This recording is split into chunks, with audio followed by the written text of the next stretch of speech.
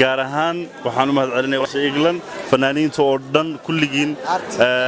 channelada maxaan ku raadayay walaalkay ugu horeeyo raage inaad gaabanta waa ogaa koodha laakiin 8 number hoos u dhacdo wallahi إلا وإلبل آدم وايا إلبل آدم بورا جبسا waxaa kaloo mahadcelinayaa Governor Ali Bunow iyo teamkiisa oo si fiican airportka gudaha ugu soo dhaweeyay staffka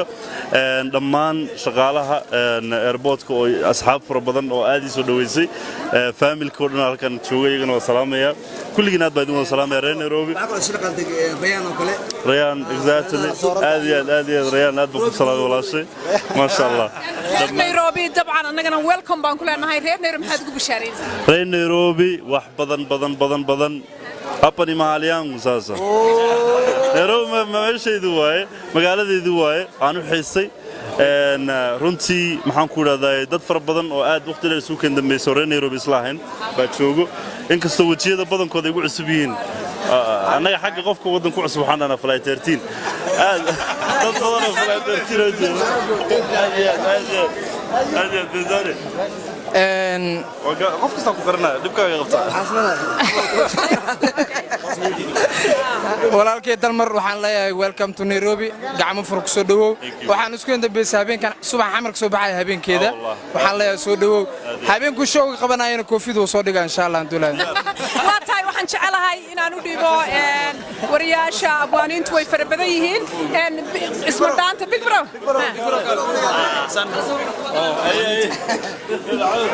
big bro walaal welcome waad maasantahay Iglan Saalax hadal badan horta han buuxsho hadalkan ila dhahay walaalkeen dalmaryare welcome to Nairobi waa laga jecel yahay insha Allah reer Nairobi waxaan u sheegayaa yaa la ceebeynin hal imaado show kala kacsan ever ana dhicin ma fahanteen marka insha Allah haduu ilaahay raado isma dhaanta on the stage anaga kama maarmin stage ka waan joognaa anaga laftarkayno waxaan rajaynaynaa wax wali aan la arkin record kaas rabnaa inaan dhigno reer Nairobi hadanahay welcome to Nairobi waa dad jecelin big bro imaan la xilli rooba lagu jira aad baan ugu xunaa waliba markii Nairobi ugu dambeysay big bro Soomaali ma ku hadli jirin hadda waa gaasal barto wallahi ma sha Allah waa tahay